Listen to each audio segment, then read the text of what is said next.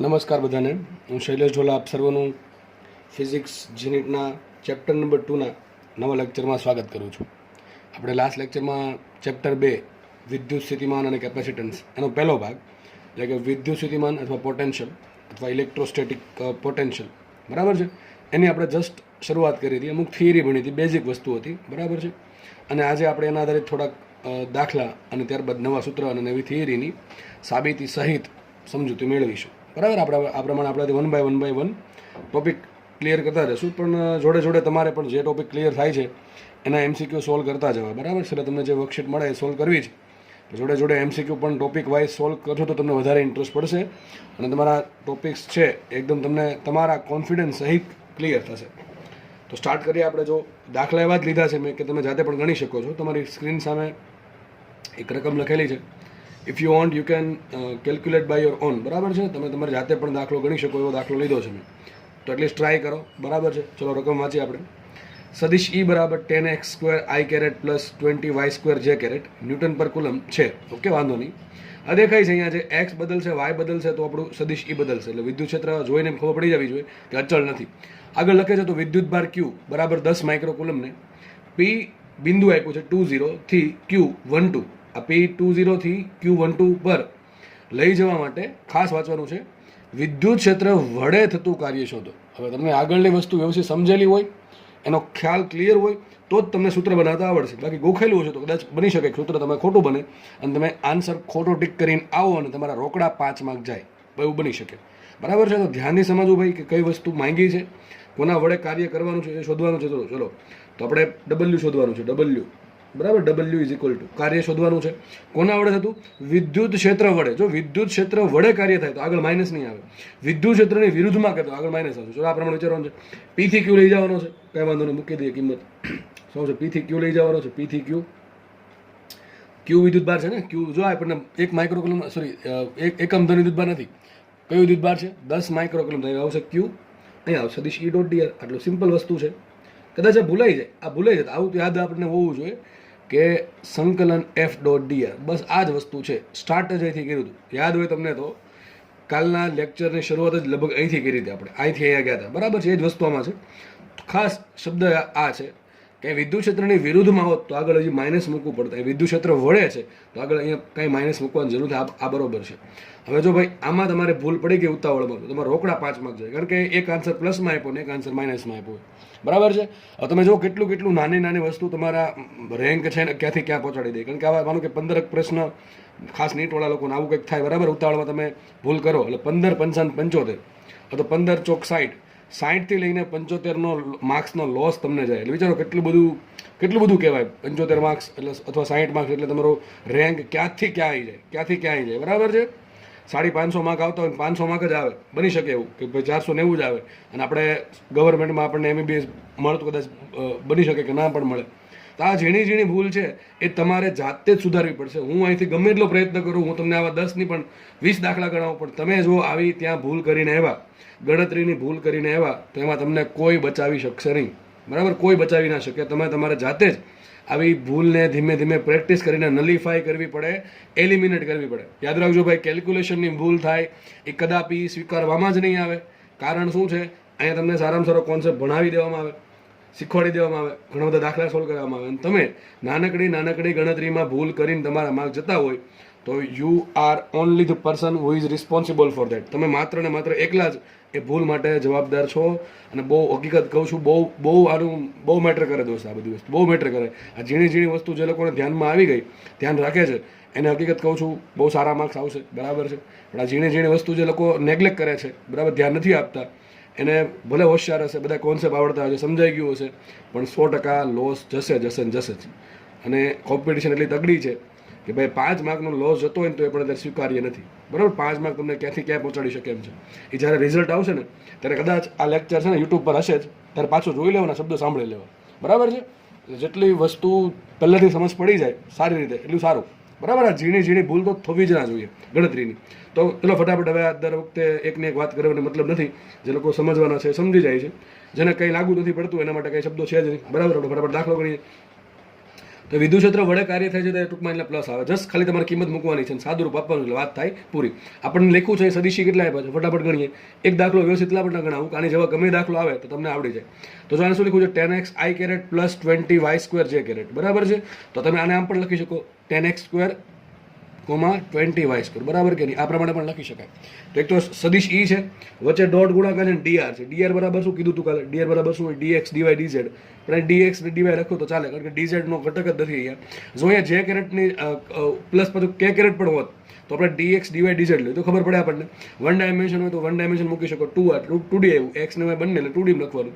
3D માં લખો તો કોઈ વાંધો છે નહીં, કારણ કે અહીં 0 છે, 0 થઈ જવાનું છે. અને લખો કે ના લખો dz કાંઈ ફરક પડશે નહીં. ફટાફટ જોઈએ આપણે. માટે w ઇઝ ઇક્વલ ટુ રાખી દઈએ, q કેટલા આપ્યા છે? 10 માઇક્રોકુલમ. કેટલા છે q? 10 માઇક્રોન શું કે 10 ની -5 સીધું મૂકી જ દઈએ ભાઈ આપણે. સંકલન p થી q, p કેટલા આપ્યા? p આપ્યા 20. કેટલા છે? 20 અને q છે 1 2. કંઈ વાંધો નહીં, લિમિટ મૂકી જ દઈએ આપણે બધી. સદીશી કેટલા છે તો દેખાય છે આપણને 10x² 20y², 10x² 20y², comma કરીને કાઉન્સની બહાર ડોટ ગુણા. જો સદીશ જ છે, આમ લખો કે આમ લખો કે ફરક પડે નહીં. કોમા કરીને શું આવશે? dx dy. શું આવશે? dx, dy. બધાને ડોટ ગુણાકાર આવડતો હશે, બરાબર છે. x નો x સાથે થશે, y નો y વાર થશે, વચ્ચે સરવાળો આવશે, બધાને ખબર છે. મુખ્ય કિંમત માટે w ઇઝ ઇક્વલ ટુ 10 - 5. અને એક કામ કરે, સંકલન કરીએ. હવે છે ને સંકલન કરશો તો જો આ એક કામ કરે, પેલા ડોટ ગુણાકાર કરી દઈએ તો 10x² dx. આપણે ડોટ ગુણાકાર શું થશે? એક આ લિમિટ મૂકી દઉં અહીંયા, 20 અને 1 2, બરાબર છે. એટલે ડોટ ગુણાકાર કરી દઈએ એટલે વાત થાય પૂરી. આ 10x² આ i કેરેટ છે, આ પણ i કેરેટ છે. i caret dot i caret 1 થાય તો શું આવશે? 10x² dx. અહીંયા આવશે 10x² dx અને પ્લસ આવશે આખું પદ. પ્લસ કયું પદ આવશે? આ પદ આવશે. જો આનો આ જે 10x² i caret into dy j caret 0 થશે, એટલે આ બી લખવાની જરૂર છે નહીં, પ્લસ 0 કરીને લખવાની જરૂર છે નહીં. પછી એ જ રીતે 20y² j કેરેટ અને dx i કેરેટ, એ બંનેનો ડોટ ગુણાકાર 0 થાય, કારણ કે i dot i1, j dot j1, k dot k1, i dot k કે i ડોટ j 0 થશે, બરાબર. એ પ્રમાણે પહેલા બેનું પણ j ડોટ k કરો કે j ડોટ i કરો 0 થાય, k ડોટ i કે k ડોટ j પણ 0 થાય. એટલે આ બેનો ગુણાકાર 0 થાય, ડોટ ગુણાકાર. અને આ બેનો શું થશે? 20y² j ઇન્ટુ dy છે. શું થશે? 20y², dy. આવું થઈ ગયું. હવે તમારે જુઓ, આ બે પદ છે, અહીં લિમિટ પણ 2 છે. આપણે સીધી વાત છે, એક લિમિટ તમારે x ને આપવી પડે, x લિમિટ y ને આપવી પડશે. તો આ પદને તમે આમ લખી શકો છો. હવે ઉપર લખી દો અહીંયા, આ પદને આમ w બરાબર 10⁻⁻⁵ નું રાખો. એક કામ કરે, જો આ પ્રમાણે વિચારવાનું, આમ વિચારવાનું. અહીંયા dx વાળું પદ છે, dy વાળું પદ છે. આમાં ચલો x ની લિમિટ કઈ કહેવાય? 20 થી 1 2. આમાં x એમ ક્યાં બદલે છે? 2 થી 1 બદલે. જો x એમ કેટલો બદલે છે? 2 થી 1. y એમ કેટલો બદલે? 0 થી 2. તમે આમ કરી શકો છો. સંકલનની જે લિમિટ છે એ આ વચ્ચે સરવાળો છે, એટલે બેન સંકલન અલગ અલગ આપી દેવાનું. તો શું આવશે અહીંયા? 10x² dx. જો આ બધા સ્ટેપ છે અત્યારે લખું છું, આગળ લખીશ નહીં હું, બરાબર, સીધું લખી નાખીશ. પણ અત્યારે પહેલો જ દાખલો છે, ઘણા સમજ નહીં પડે એટલા માટે લખું છું. હવે આ સંકલન આને પણ આપી દો તો શું આવશે અહીંયા? 20y² dy. જો કે મેથ્સ વાળા તો કંઈ વાંધો જ નથી સંકલન વિકલનમાં, બરાબર છે. ચલો અહીંયા x એમની જ લિમિટ મૂકવી પડશે. તમને ખબર છે લિમિટ કોની મૂકવાની? જેની સાપેક્ષ સંકલન થતું હોય નહીં, અથવા સિમ્પલ ભાષામાં તમને ખબર ન પડે તો સાદી ભાષામાં એમ કહું કે જેની આગળ dy ની લિમિટ મૂકવી પડે. આપણે લિમિટ કોની મૂકવી પડશે? x ની. તો x એમ કેટલો બદલે છે? 2 થી 1. શું છે? 2 2 1, બરાબર. આ લિમિટ આવી ગઈ x ની. પ્લસ કર્યા y, 20y² dy, બરાબર. તો y ની લિમિટ મૂકવી પડશે. ચલો y ની લિમિટ કેટલી આવશે? તો y એમ કેટલો બદલે? 0 થી 2. કેટલો બદલે છે? 0 થી 2. ખબર પડી ગઈ? હવે જસ્ટ તમારે કિંમત મૂકી અને સંકલન કરી દે ફટાફટ. તો જો આવું થશે, આ 10x એટલે તો 10 તો એમ રહેશે. ઓકે, x² નું સંકલન થશે x³/3. શું થાય? x³/3, બરોબર ને. લિમિટ આવશે 2 થી 1 અને પ્લસ એમ રાખીએ.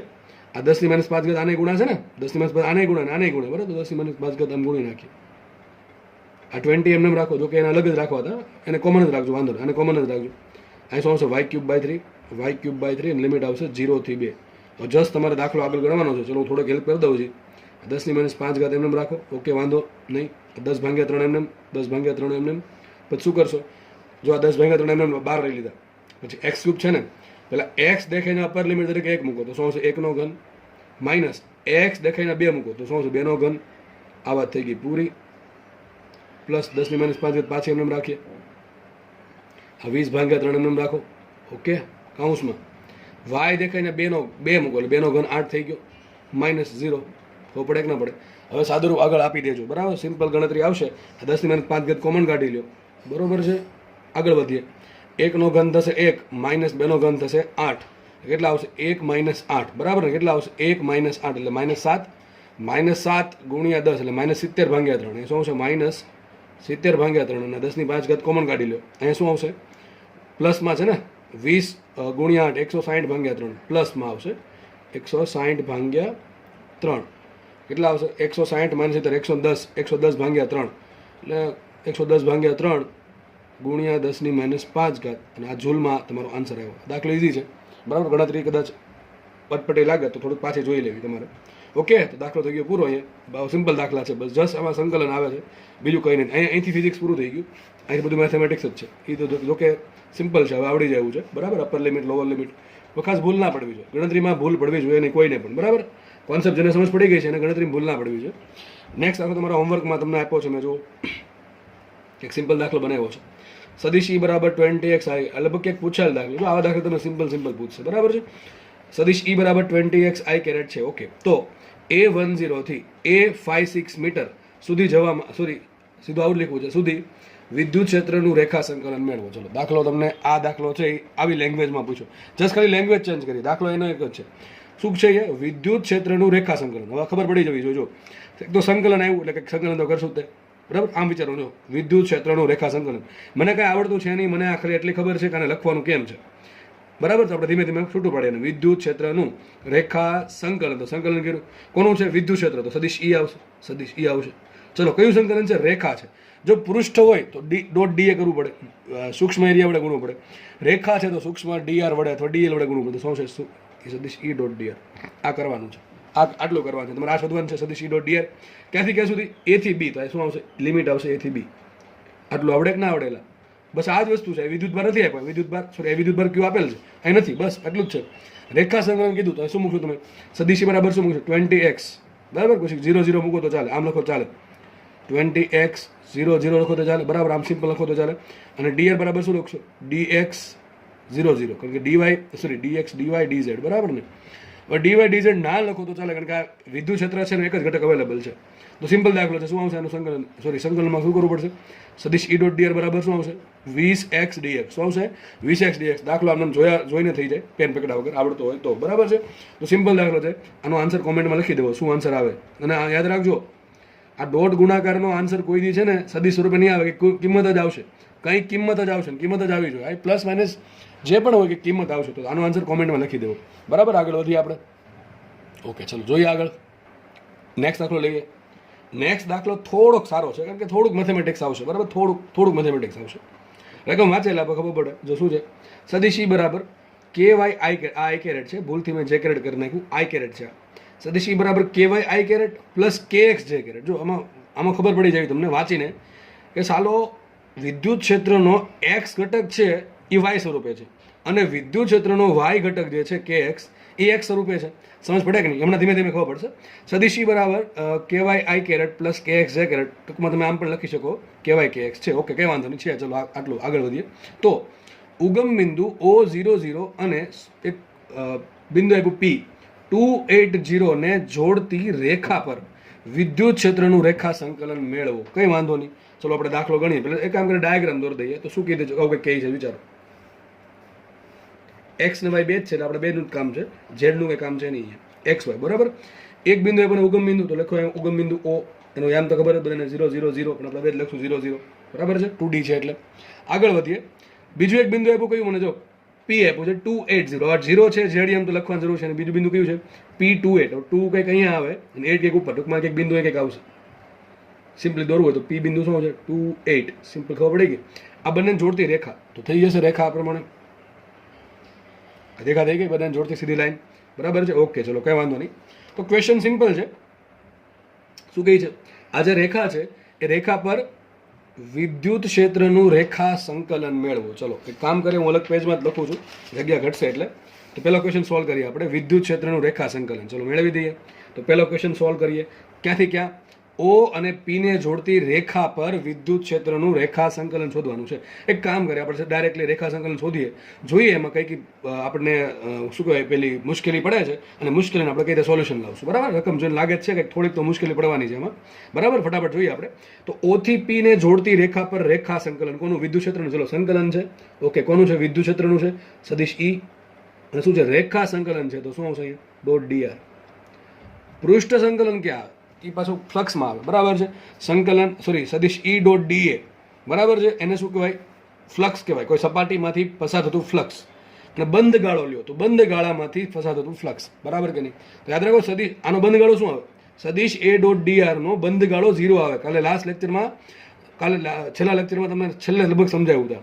પણ સંકલન ઈ ડોટ ડીએ નો બંધ ગાળો શું? ફ્લક્સ આવે પાછું. એટલે બધું યાદ રાખવું. બંધ ગાળામાં ઘેરે તો વિદ્યુત ભાર ભાંગ્યા એપ્સિલોન 0 યાદ રાખજો. બધું ગોખવાનું થતું નથી, બરાબર? આટલું સરસ સમજાવું છું તો સાબિત કરીને ટૂંકમાં. ચલો આગળ વધીએ આપણે. તો સદિશ ઈ ડોટ ડીઆર આટલું કરવું પડશે. વિચારો જો. હવે જો શું કયું બિંદુ આપ્યું મને? ઓ બિંદુ. તો ઓ થી પી સુધી આપણે આ વસ્તુ કરવાની છે, બરાબર છે. જસ્ટ ખાલી કિંમત મૂકી દઈએ તો બરાબર શું આવશે? આ રેખા સંકલન થઈ ગયું સીધું. મૂકે કિંમત ઓ થી પી. ઓ પહેલા અમને બરાબર દે. ઓ થી પી સદિશી કેટલા આપ્યા? જો આપણને વિચારો, સદિશી કેટલા આપ્યા? કેવાય કે એક્સ. કેટલા આપ્યા છે? કાઉન્સમાં કેવાય કે એક્સ. ડીઆર હું લખતો નથી, સાઈડમાં લખી દઉં. લ્યો ભાઈ, ડીઆર કેટલા છે? D x d y. અને સદિશ ઈ શું છે? કેવાય કે એક્સ, બરાબર. રકમ જ આપી છે કેવાય કે એક્સ. ઘણા કહે છે તમારી ભૂલ પડી હશે, અહીંયા કે એક્સ હશે ને અહીંયા કેવાય હશે, કારણ કે તો જ આવું એક થતું હોય તો ઊંધું થાય છે. તો અહીંયા ડીએક્સ આવશે, કેવાય આવશે, અહીંયા ડીવાય છે ને કે એક્સ. ના ભાઈ, રકમ બરાબર છે, કાંઈ ભૂલ નથી, બરાબર. ઘણા પછી શું કરે? છેકી નાખે કે આ તો ભૂલ પડી ગયા છે એ લોકોની. એમ ના હોય પાછું. ડોટ તો ડોટ. ડીઆર નું શું લખાશે? D x d y. થઈ ગયું આટલું. મૂકે કિંમત 0 થી પી એમ રાખો. સંકલન કરવાનું છે, ડોટ ગુણાકાર કરવાનું છે પહેલા. તો શું આવશે? એક્સ નો એક્સ અમારે અને વાય નો વાય અમારે. ટૂંકમાં આ જે પદ છે પહેલું પદ તો કેવાય આઈ કેરેટ ડોટ ડીએક્સ આઈ કેરેટ શું કહેવાય? કેવાય ડીએક્સ. તો અહીંયા આવશે કેવાય ડીએક્સ પ્લસ અહીંયા શું આવશે? કે એક્સ ડીવાય, બરાબર ને? આનો આની સાથે ગુણાકાર. જે કેરેટનો જે કેરેટ શું આવશે? કે એક્સ ડીવાય. હવે તમે આટલું થોડું તો થઈ ગયું. હવે વાત થઈ ગઈ પૂરી. હવે જો વચ્ચે આપણે ડોટ ગુણાકાર કાઢી નાખ્યો છે. સિમ્પલ સરળ બાદ બાકી આવી ગયા. હવે પ્રશ્ન આમ થાય સર કે વાંધો નહીં સર, આવું પદ આવ્યું છે. હવે તમે ચલો આ પદનું વિકલન સંકલન કરવાનું છે. તો ચલો કેતો અચળ છે, કેતો એક સંખ્યા હશે ગમે, બરાબર? કેતો અચળ છે, બહાર નીકળી જશે. વધ્યો વાય. હવે આપણને ખબર છે વાય નું એક્સ સાપેક્ષે ડાયરેક્ટલી સંકલન થાય નહીં. એ જ રીતે એક્સ નું વાય સાપેક્ષે કઈ રીતે સંકલન થાય નહીં, સીધું થાય નહીં. કંઈક રિલેશન જોઈએ મારે, કંઈક રિલેશન જોઈએ વાય નું અને એક્સ નું, બરાબર? તો જ આ વસ્તુ આગળ વધી શકે. તો અહીંથી મુશ્કેલી છે. હા, તમને પદ આમ આપ્યું હોત તો કે એક્સ કહેવાય તો દાખલો ધીમે ધીમે આગળ વધી જાય. દાખલો આગળ ગણ્યા જેવો થઈ જાય, બરાબર છે. પણ થોડુંક અલગ છે એટલે મેં કીધું દાખલો થોડોક અલગ છે. હવે વિચારો તમે, તમારે ગમે એમ કરીને વિચારવાનું છે કે એક્સ નો વાય નો સંબંધ મળે. કારણ કે જો અહીંયા મારે વાય કાઢીને એક્સ લાવવું તોય થાય, અથવા ડીએક્સ કાઢીને ડીવાય લાવવું તોય થાય. અહીંયા એક્સ કાઢીને વાય લાવવું તોય થશે સંકલન, બરાબર? વાયનું એક્સ વાય સાપેક્ષે. અથવા અહીંથી ડીવાય કાઢીને અહીંયા ડીએક્સ લાવવું તો પણ સંકલન થાય. ટૂંકમાં મારો વાય ને એક્સ ને કંઈક રિલેશન જોઈએ, બરાબર? હવે એ ક્યાંથી મળશે મને? વિચારો. મળશે મને અહીંથી ચોખ્ખું લખ્યું છે. તમારા જે રેખા સંકલન છે ક્યાં શોધવાનું છે? ક્યાં શોધવાનું છે? લખો. જો શું લખ્યું છે? 0 0 અને પી બિંદુને જોડતી લાઈન પર. આને ઘડીક સાઈડમાં રાખીએ આપણે, થોડુંક કામ પડશે હવે. તો આ જે લાઈન છે એ લાઈન પર તમારે રેખા સંકલન શોધવાનું છે. તો એક વસ્તુ બાકી છે. ઓપી શું છે? એક લાઈન છે. લાઈનનું સમીકરણ શું હોય? વાય બરાબર mx પ્લસ સી. શું હોય? વાય બરાબર mx પ્લસ સી. હવે સમીકરણ બનાવવા જાવ તોય પણ ચાલે. મેથ્સ થોડાને ખબર જ હશે કે બે બિંદુ આપ્યા હોય તો સમીકરણ કઈ રીતે મળે, બધાને ખબર હશે. સૂત્ર એનું આવે છે બેઠું, બરાબર? એમ પણ ચાલશે. અને ખાસ નીટવાળા લોકોને સમીકરણમાં તમારે બહુ ના પડવું હોય આપણે વાય બરાબર mx પ્લસ સીમાં, તો આવું વિચારી શકો કે અહીંયા એક્સ એમ 0 તો વાય એમ એ 0 છે. ધ્યાનથી સમજજો, બરાબર? એક લીટીમાં લખવાનું છું હમણાં. અહીંયા એક્સ એમ 0 તો વાય એમ એ 0 છે. પરંતુ અહીંયા એક્સ એમ 2 છે તો વાય એમ 8 છે. એક્સ એમ 2 વાય એમ 8 આવું ક્યારે થાય? વાય બરાબર 4x. વિચારો. એક્સ 0 મૂકો વાય 0 મળશે, એક્સ 2 મૂકો વાય બરાબર 8 મળશે. ઘણા કહે છે તમે આમ કેમ લખી નાખો? અરે ભાઈ, રેખાનું સમીકરણ પરથી જો. સમીકરણ શું આવે રેખાનું? ચલો સાબિત કરી દઉં ભાઈ. હવે આ લખી દઉં સાઈડમાં. વાય બરાબર mx પ્લસ સી. શું સમીકરણ આવશે? વાય બરાબર mx પ્લસ સી. આપણે વાય સમીકરણ મેળવવાનું છે. વાય બરાબર એમ શું છે? ઢાળ. ઢાળ કઈ રીતે મળે? રેખાનું ઢાળ શું મળે? આપણે મળે કે ના મળે ભાઈ? ઢાળ એટલે ટેન થીટા. ચલો ટેન થીટા શું થાય? વિચારો. હવે આ લંબાઈ કેટલી છે? આ બિંદુ છે આનો યામ 2 એટલે અહીંયા 2 હશે ને, બરાબર? અહીંયા 8 હશે, બરાબર કે નહીં? તો ચલો આ 2 છે, આ 8 છે. ટેન થીટા કોને કહેવાય? ઢાળ એટલે ટેન થીટા. બધાને ખબર છે ઢાળ એટલે ટેન થીટા. તો ટેન થીટા કોને કહેવાય? સામેની બાજુ છેદમાં પાછળની બાજુ. સામેની બાજુ કેટલી? આનો વાય એમ 8, ટૂંકમાં આટલું ડિસ્ટન્સ 8 છે તો 8 થયું. અને એક્સ એમ 2 છે તો આ 2 થયું. તો 8 ભાગ્યા 2 શું આવશે? ઢાળ. ઢાળ સીધું લખી દઉં છું. ઢાળ આવશે 8 ભાગ્યા 2 4 આવશે. 4x એટલે ખબર પડી ગઈ. Plus plus C. See what is C? તમને હમણાં ભણાવ્યું તો સી શું છે? વાય અક્ષ નો અંતર છે. વાય અક્ષ અંતર છે એટલે શું? કે એક્સ એમ ટૂંકમાં વાય અક્ષ છે એ ક્યાં કટ કરે છે? આ જે રેખા છે, રેખા છે એ વાય અક્ષને ક્યાં કટ કરે? જેમ કે આમ અહીંયા કટ કરતો તો આટલું સી થશે, બરાબર? આટલું સી થશે, ધન થશે. આમ કટ કરે તો શું થઈ ગયું? એક્સ ક્યાં કટ કરે? ઉગમ બિંદુ પર. તો આનો અંત છે 0 થાય અને આમ કટ કરે. આ જે રેખા છે એ વાય અક્ષને ક્યાં કટ કરે છે, ક્યાં છેદે છે એ જોવાનું છે.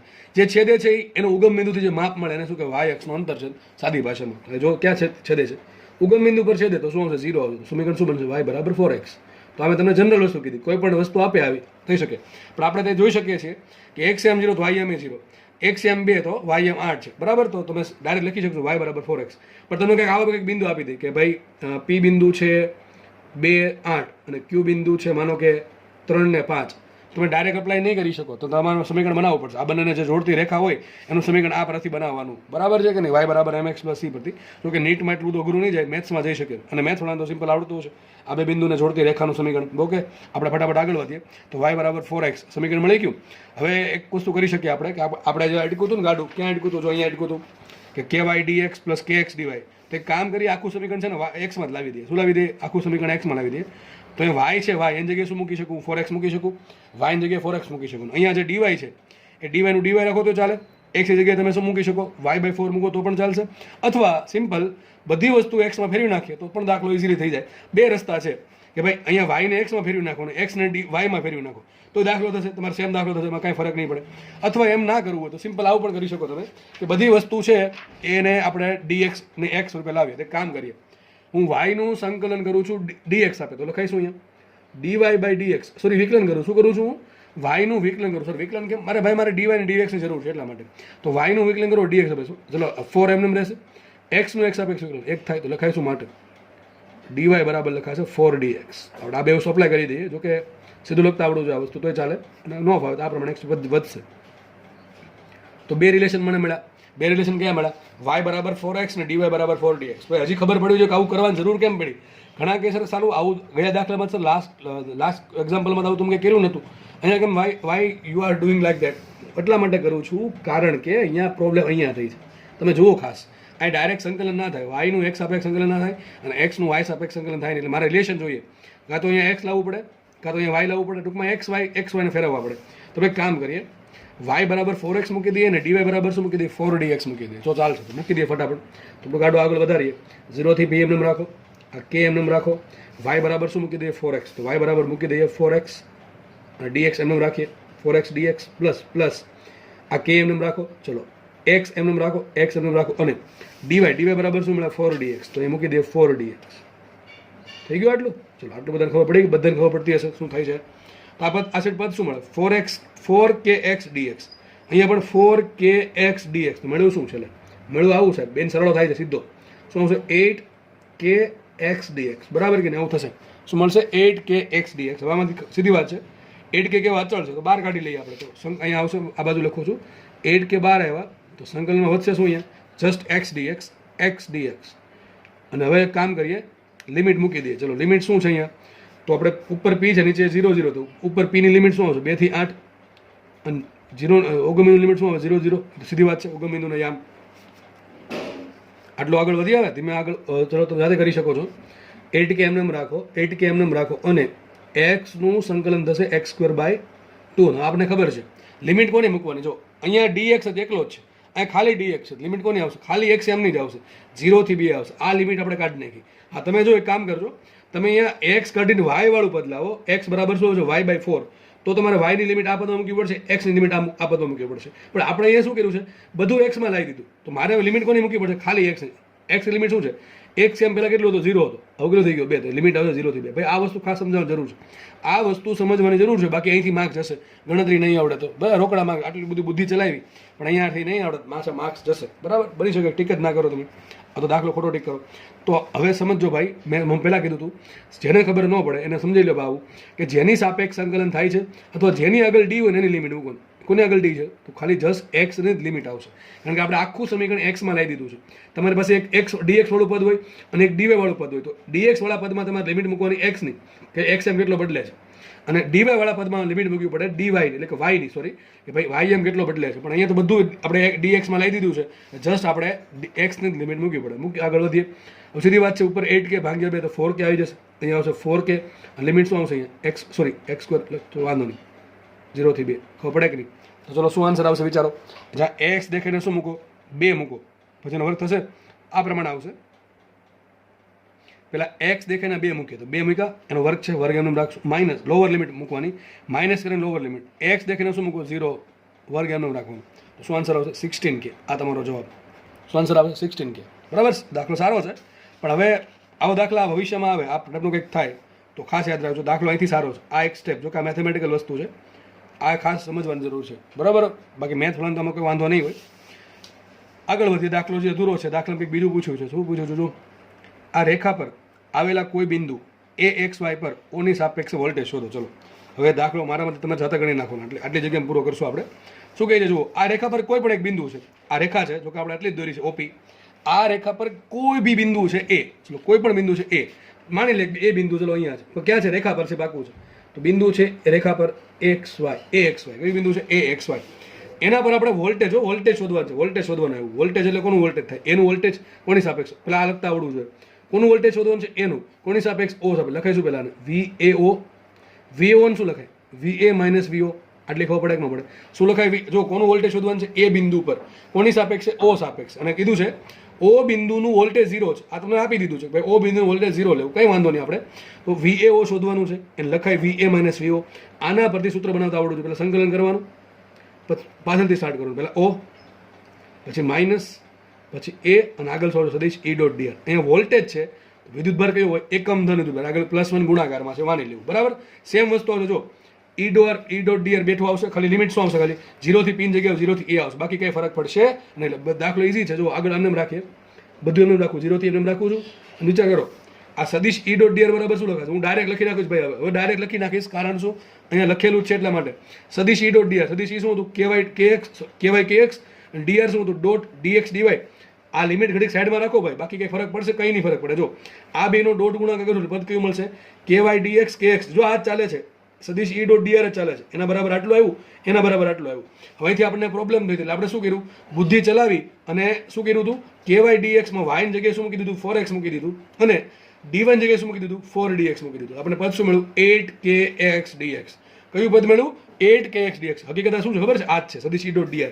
તો લખી શકીએ આપણે સદીશ E.dr બરાબર શું મળશે? રેખા પર. જો આવું ક્યારે કરી શકો?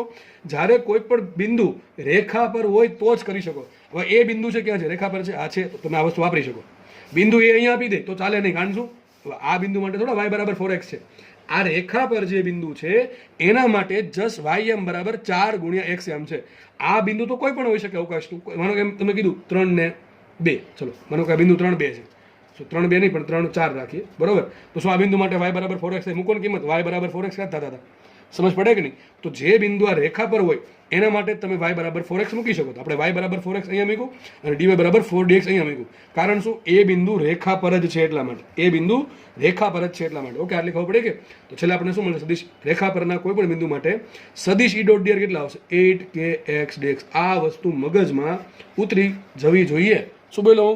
રેખા પરના કોઈ પણ બિંદુ માટે શું આવશે? સદીશ E.dr 8kx dx. તો હું ડાયરેક્ટલી સીધું લખી દઉં છું.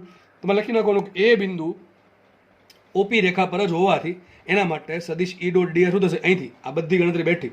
સદીશ E.dr બરાબર શું આવશે? 8kx dx. તો શું આવશે અહીંયા? 8kx dx. વાત થઈ ગઈ પૂરી. પાછા 8k કોમન કાઢો, 8k કોમન કાઢીએ, માઇનસ આગળ આવશે, માઇનસ આગળ આવશે, માઇનસ 8k વધશે. શું અહીંયા? x વધશે ને, x સોરી હવે x નું વિકલન કરી દઈએ, સીધું કરી દઉં. ચલો ને x નું આ 8k બહાર વહી ગયા તો શું આવશે? x ની 1 ઘાત. x ની 1 ઘાતનું સંકલન શું થાય? સોરી, x નો વર્ગ ભાગ્યા 2 શું થશે? x²/2. બરાબર કે નહીં? એટલી જ સિમ્પલ નોલેજ છે કે ભાઈ x નું સંકલન x²/2 થાય. લિમિટ મૂકવાની વાત આવે, ચલો કોની લિમિટ મૂકશું? તો ભાઈ x એમને જ લિમિટ મૂકવી પડશે, કારણ કે dx એટલા માટે. હવે લિમિટ ચલો 0 નો xm શું આવે? ઉગમ બિંદુ xm 0 આવે. એનો xm શું આવશે? અરે એનો xm x આવશે. લખવું છે ચોખ્ખું. બિંદુ કયું છે? AXY. ચલો લખી દો. કયું બિંદુ છે? AXY. અને બીજું બિંદુ કયું છે? ઉગમ બિંદુ 0 0. તો મને એમ કહો એ બિંદુનો xm x છે ને? ઓકે, વાંધો નહીં. અને O બિંદુનો ઉગમ બિંદુનો xm 0 છે, તો એ લિમિટ મૂકવી પડે. જરૂર નહીં તમે દર વખતે સંખ્યા જ આપે. બરાબર, સંખ્યા આપે તો સંખ્યામાં આન્સર આવશે. આવું XYZ આપે તો XYZ સ્વરૂપે આન્સર આવશે. કંઈ વાંધો નહીં. મૂકીએ આપણે આગળ વધીએ તો શું છે? જો -8k ભાગ્યા 2 -4k આવશે. શું આવશે? -4k. અને અહીંયા શું આવશે? લિમિટ વિચારો. x દેખાઈને x મૂકો તો એ જ આવશે બેથ ઉપર x² માઇનસ એ જ દેખાઈને 0 મૂકો તો શું 0 નો વર્ગ આવશે. તો શું આવશે? અહીંયા આન્સર આવ્યો. શું કોનો આન્સર આવ્યો? શું આવ્યું? કોના બરાબર આવ્યું? VA0 બરાબર. VA0 બરાબર શું લખાય? VA minus V0. અને એના બરાબર શું સાબિત કર્યું આપણે? -4kx². શું સાબિત કર્યું? -4kx². આ આપણે સાબિત કર્યું. આ શું થઈ ગયું? એ બિંદુનું ઓ સાપેક્ષ વોલ્ટેજ. પરંતુ મને એવું કીધું છે કે ઓ બિંદુનું વોલ્ટેજ 0 છે. આનો બરાબર શું મૂકશું? લખી નાખો. ઓ બિંદુનું વોલ્ટેજ 0 હોવાથી સાબિત શું થયું? એ બિંદુનું વોલ્ટેજ શું આવશે? એ બિંદુનું વોલ્ટેજ અથવા એ બિંદુનું ઓ સાપેક્ષ વોલ્ટેજ શું આવશે? -4kx². આ વાત થઈ ગઈ પૂરી. તમે પી બિંદુનું માગે પીનો એમ એક્સ એમ મૂકી દેવાનું. પીનો એક્સ એમ શું છે? 2 છે તો 2 મૂકી દેવાનું. 2 મૂકો, ચલો 2 નો વર્ગ 4, ચોકો ચોકો 16, -16k. શું આવશે? -16k. ઘણા કે છે 16k આવે. આ સંકલન છે, રેખા સંકલન. આગળ માઇનસ મૂકો શું મળે? વોલ્ટેજ. તો શું આવે? -16k. પણ સાબિત થઈ દાખલો સાચો છે.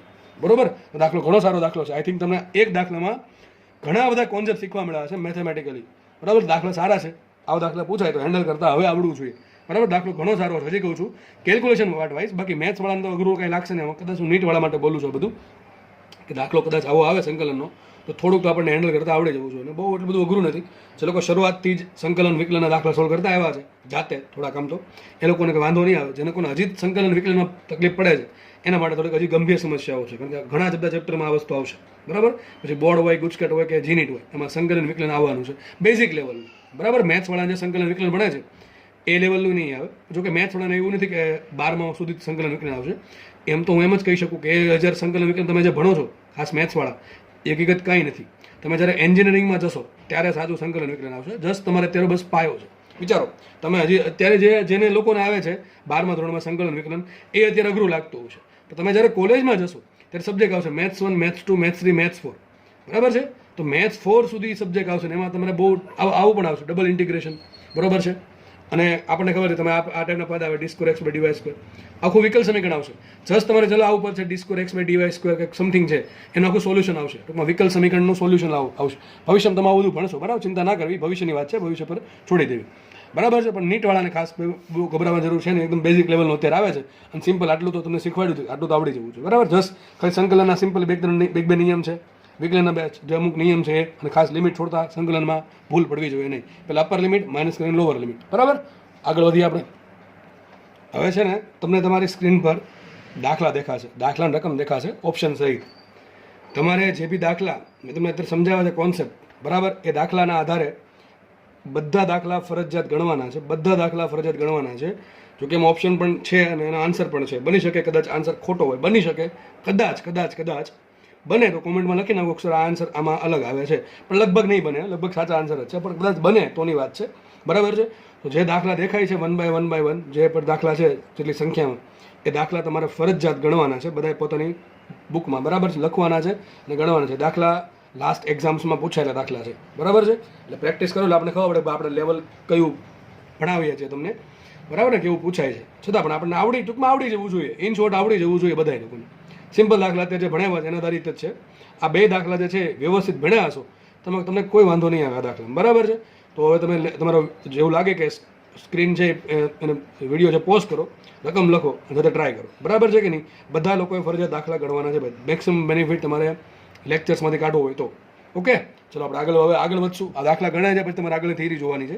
તો બની શકે કે તમે લેક્ચર કદાચ ફ્લોમાં જોવો છો તો જોઈ નાખો. પણ છેલ્લે આ દાખલા તો જોવા જ દાખલા તો ગણવા જ. બરાબર? લેક્ચર પતી જાય બધા તમારે જોવાનું પછી આ દાખલા છેલ્લા ગણી નાખો. તો તમે અત્યારે પણ ગણી શકો છો જોતા. ઓકે? ચલો આગળ વધીએ આપણે. તો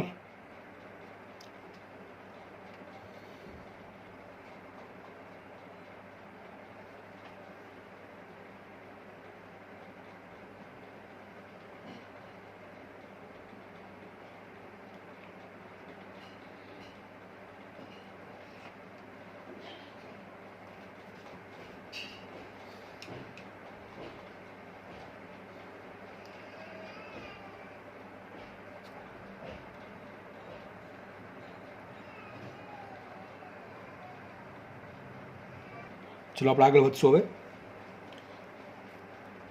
તો હવે આપણે લાસ્ટ ચેપ્ટરની જેમ આ ચેપ્ટરમાં પણ એ જ વસ્તુ જે કર્યું હતું એ કરશું. તમને યાદ હોય તો આપણે લાસ્ટ ચેપ્ટરમાં પહેલાં વિદ્યુત ક્ષેત્ર સમજાવ્યું હતું બેઝિક એનું. બરાબર છે?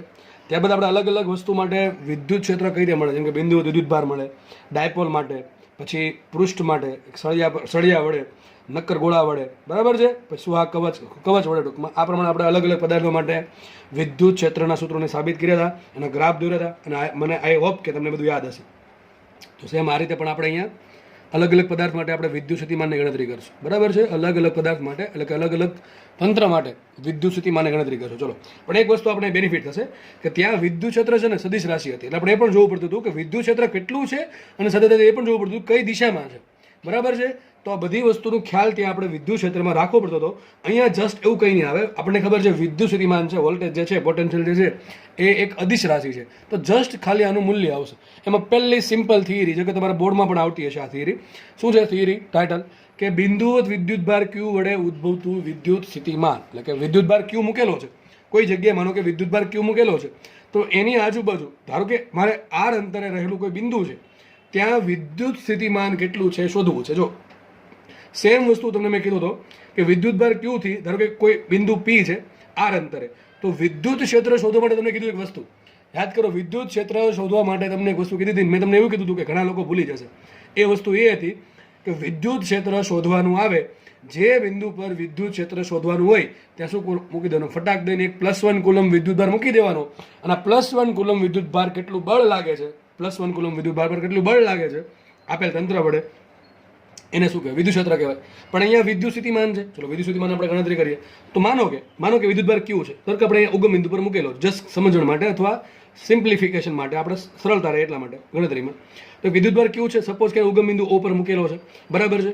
એની આજુબાજુ શું હશે? વિદ્યુત ક્ષેત્ર હશે. એની આજુબાજુનું શું છે? આખી ચારે બાજુ વિદ્યુત ક્ષેત્ર હશે. આપણે ખબર છે એની વિદ્યુત ક્ષેત્ર રેખા કંઈક આ ટાઈપની મળે, બરાબર છે. ચારે બાજુ એ બધી આપણને ખબર જ છે, ચારે બાજુ મળશે ટૂંકમાં ગોળા સ્વરૂપે, બરાબર કે નહીં? તો એક કામ કરીએ, આ વિદ્યુતભાર ક્યુથી સ્મોલ સદિશ આર જેટલા સ્થાન સદિશે અથવા સદિશ આર જેટલા અંતરે પી બિંદુ આવેલું છે. આ પી બિંદુ પર વિદ્યુતભાર ક્યુના કારણે પી બિંદુ પર કેટલું વોલ્ટેજ હોય એ શોધવું છે. હવે વોલ્ટેજ આવે એટલે એ વસ્તુ એક જ આવે. વોલ્ટેજની વ્યાખ્યા શું હતી? એકમ ધન વિદ્યુતભારને એકમ ધન, માનો કે એકમ ધન વિદ્યુતભાર +1 કુલમ અહીંયા છે, બરાબર.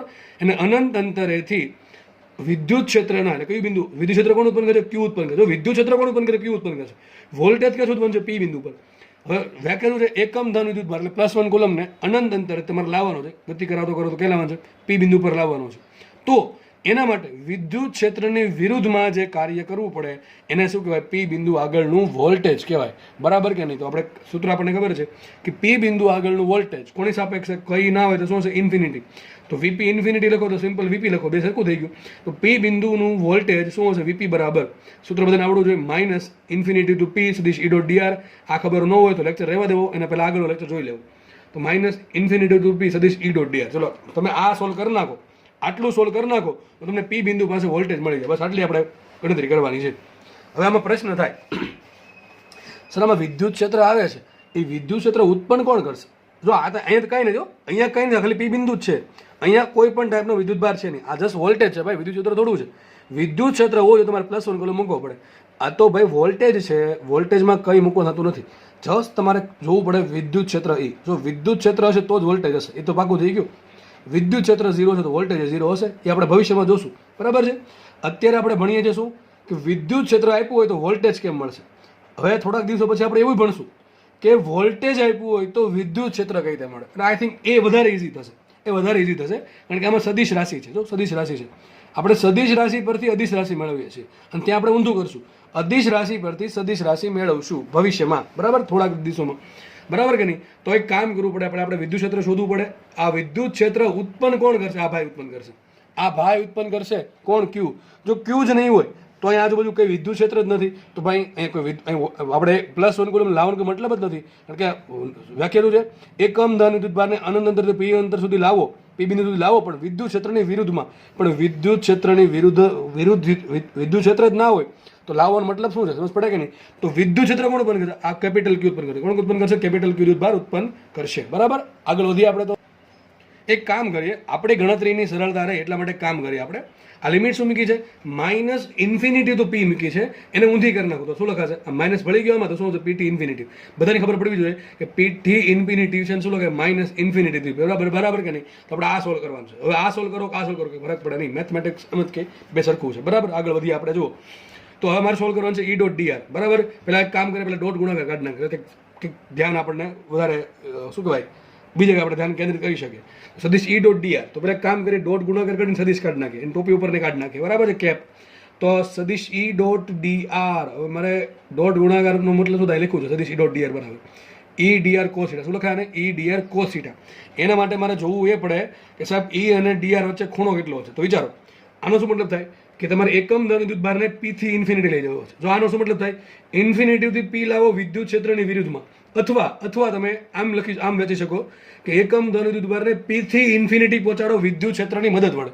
જો બે વસ્તુ અલગ અલગ છે એટલે આમ કહેવામાં અલગ અલગ છે પણ છે સરખી, બોલવામાં અલગ અલગ લાગે કે એકમ ધન વિદ્યુત ભાર છે એને તમે પી થી ઇન્ફિનિટી પહોંચાડો કોને વડે વિદ્યુત ક્ષેત્ર વડે, અથવા એમ કહી શકો કે ઇન્ફિનિટીથી પી લાવો એકમ ધન વિદ્યુત ભારને વિદ્યુત ક્ષેત્રની વિરુદ્ધમાં. બે વસ્તુ થઈ સરખી. આપણે આમ વિચારશું હવે કે એકમ ધન વિદ્યુત ભાર મારી પાસે છે એને મારે પી થી ઇન્ફિનિટી પહોંચાડવો છે વિદ્યુત ક્ષેત્રની મદદ વડે, તો જે કાર્ય કરવું પડે એને પણ પી બિંદુનું વોલ્ટેજ જ કહેવાય. બીજી વ્યાખ્યા થઈ ગઈ મેથેમેટિક્સ પરથી. બરાબર, આપણે એક કામ કરીએ, મારી પાસે માનો કે +1 કુલમ વિદ્યુત ભાર છે પી બિંદુ પર. હવે એને આપણે ધીમે ધીમે દૂર લઈ જઈએ છીએ. ક્યાં લઈ જઈએ છીએ ઇન્ફિનિટી પર. તો ડીઆર ક્યાં આવશે? ડીઆર તો આ બાજુ જ આવશે. જે દિશામાં સ્થાનાંતર થાય છે સૂક્ષ્મ સ્થાનાંતર એ દિશામાં ડીઆર આવે, તો ડીઆર પણ આ બાજુ છે. મને એમ કહો માનો કે પ્લસ આ વિદ્યુત ભાર ક્યુ છે પ્લસ છે, કેવો છે ધન છે, તો એના વડે વિદ્યુત ક્ષેત્ર ક્યાં આવશે વિચારો. એના માટે તમને આગળ ચેપ્ટર યાદ હોવું જોઈએ. યાદ કરો બિંદુવત વિદ્યુત ભાર વડે ઉદ્ભવતું વિદ્યુત ક્ષેત્ર કેટલું હોય કે Q/R². હવે આ જ ખબર ન હોય તો આખા ચેપ્ટરનો તમારી મહેનત પર પથારી ફરી ગઈ ભાઈ. આગળના ચેપ્ટર પર હવે તમે આ આટલી વસ્તુ યાદ ન હોય કે બિંદુવત વિદ્યુત ભાર વડે વિદ્યુત ક્ષેત્ર કેટલું ઉત્પન્ન થાય R અંતર, તો શું આવશે Q/R². દિશા ક્યાં છે તે કામ કરીને +1 કુલ મૂકી દો, ધક્કો આમ મારશે તો સદિશ ઈ આ બાજુ આવશે, તો સદિશ ઈ પણ આ બાજુ છે અને ડીઆર પણ આ બાજુ, બે વચ્ચે ખૂણો કેટલો થઈ ગયો 0, તો આવશે ઈ ડીઆર cos 0. આ વસ્તુ સમજાવવી જોઈએ, વસ્તુ ખાસ સમજાવવી જોઈએ. માનો કે +Q વિદ્યુત ભાર છે, આ પી બિંદુ પર તમારે વિદ્યુત ક્ષેત્ર જોઈએ છે. સૂત્ર શું આવશે? પી બિંદુ પર +1 કુલમ વિદ્યુત ભાર મૂકી દો. શું મૂકી દો? +1 કુલમ. કેટલું બળ લાગે? Q/R². સીધી વાત છે Q1 Q2/R². આટલું બળ લાગે. દિશા કઈ વિચારો? આ પ્લસ છે, આ પ્લસ ધક્કો મારે તો સદિશ ઈ આ બાજુ આવશે, સદિશ ઈ આ બાજુ આવશે. ડીઆર આપણે લઈ ક્યાં જઈએ છીએ +1 કુલમ પી થી ઇન્ફિનિટી, તો સદિશ ઈ જે દિશામાં છે એ દિશામાં ડીઆર છે, તો બંને વચ્ચે ખૂણો કેટલો આવશે? 0 આવશે. લખું છું ઈ ડીઆર cos 0. cos 0 મૂકવા મન તો શું આવશે? ઈ ડીઆર. શું આવશે? ખાલી ઈ ઇન્ટુ ડીઆર. ઈ કેટલા છે? ચલો ઈ કેટલા છે? Q/R². શું છે? ખબર છે કે નહીં ભાઈ? ક્યુ વિથ કેપિટલ મેં પહેલા કીધું હતું વિદ્યુત ક્ષેત્ર ઉત્પન્ન કોણ કરશે? આ વિદ્યુત ભાર કરશે. આ વિદ્યુત ભાર કરશે, એના જોડે કઈ લેવા દેવા છે નહીં. તો વિદ્યુત ક્ષેત્ર ક્યુ વિદ્યુત ભારથી આર અંતરે કેટલું હોય? ઈ બરાબર Q/R². તો આપણે ઈ મળી ગયું. ચલો પહેલી વસ્તુ તો એ આપણે મૂકી શકીએ. સદિશ ઈ ડોટ ડીઆર બરાબર શું મૂકીશું? આપણે સાબિત કર્યું ઈ ડીઆર. તો સદિશ ઈ ડોટ ડીઆર બરાબર મૂક્યું મેં પહેલા ઈ ડીઆર. આ બાકી બધું એમને દીધું પી થી ઇન્ફિનિટી. આગળ વધ્યો કિંમત મૂક્યા. હવે આનું ડાયરેક્ટ સંકલન થાય નહીં, ઈનું આર સાપેક્ષે સંકલન થાય નહીં. આપણે ઈનું સમીકરણ મૂકવું પડે, એટલે મેં સમીકરણ બનાવ્યું Q/R². શું મૂક્યું સમીકરણ? Q/R². કેમ સર આવું ક્યાંથી આવ્યું? અરે બિંદુવત વિદ્યુત ભાર વડે આર અંતરે ઉદ્ભવતું વિદ્યુત ક્ષેત્ર આટલું હોય, એના માટે લાસ્ટ લેક્ચરની થિયરી જોઈ લેવી, સાબિત કરાવ્યું છે. તો શું આવશે? Q/R². તો ઈન જગ્યાએ મૂક્યું Q/R² ડીઆર. એટલે ખબર પડે કે આ કંઈ નથી. બરાબર છે? જસ્ટ સમજો. હવે Q ચલો બહાર કાઢી નાખીએ. Q બહાર કાઢી નાખીએ, વધશે શું? 1/R². હવે તમે આ તો ભાઈ જાતે આવડવું જોઈએ. 1/R² નું સંકલન શું થાય? આર સાપેક્ષે. આ તો બધાને આવડે કે ના આવડે? બરાબર છે. 1/R². કેટલી ઘાત છે? R⁻2 ઘાત થાય ને. શું લખે? R⁻2 ઘાત. તો R⁻2 ઘાતનું સંકલન આવડવું જોઈએ. શું થાય સંકલન? સંકલનનો સિમ્પલ નિયમ તમારે ભણવામાં આવે છે ફિઝિક્સમાં. બરાબર કે ભાઈ જે ઘાત છે એમાં એક ઘાત ઉમેરો, જે ઘાત ઉપર આવે છેદમાં મૂકો. તો -2 + 1 શું આવશે? R⁻1 ઘાત. છેદમાં શું આવશે? -2 + 1. તો લખાશે આવું તમારો આન્સર આવશે. R⁻1 ઘાત છેદમાં -1. બરાબર. તમે વંચાઈશું R⁻1 ઘાત ને શું કહેવાય? 1/R. તમારો આન્સર આવશે -1/R. આવું ઘણી વખત કરાવેલું છે એટલે નવીન તો લાગુ જ ના જોઈએ. તો એક કામ કરે Q બહાર કાઢી નાખ્યું અને 1/R² આવશે. 1/R² ને કહેવાય શું? -1/R. બરાબર, સોરી 1/R² નું સંકલન આર સાપેક્ષ શું થાય? -1/R. તો મૂકી દીધું -1/R. હવે જસ્ટ ખાલી લિમિટ છોડવાની એટલે વાત થઈ ગઈ પૂરી.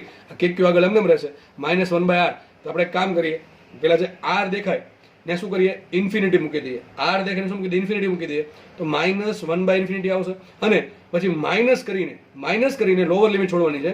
માઇનસ કરીને જે આર દેખાઈને શું મૂકશું? -p મૂકશું તો આવશે -1/p. બરોબર કે નહીં? ફરતી કહું છું, અરે લખી દઉં છું સાઈડમાં, ઘણા સમજ નહીં પડે આમાં. -1/∞ -1/p. સમજ પડે કે ના પડે? તો માઇનસ પ્લસ જ ને, પ્લસ લખ્યું છે 1/rp. હવે ઘણા કે સર તમે પી મૂક્યું આરપી કેમ થઈ ગયું?